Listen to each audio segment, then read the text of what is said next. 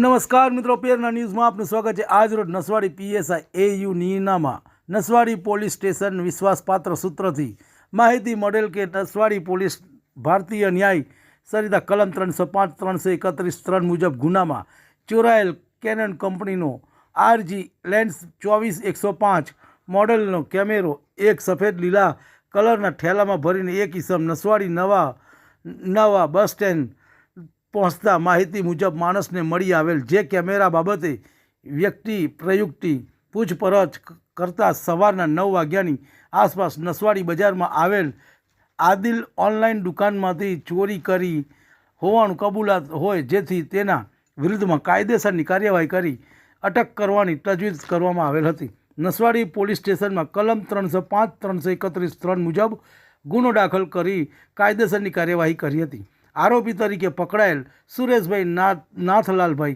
ઠુમ્મર રહે ડીમાત્યન society, Vadodara. Report Chirag Rathwa, ભરત ભરવાડ। તમને અમારા સમાચાર પસંદ આવ્યા હોય તો લાઇક, શેર, બેલ આઇકોન અને સબસ્ક્રાઈબ કરો।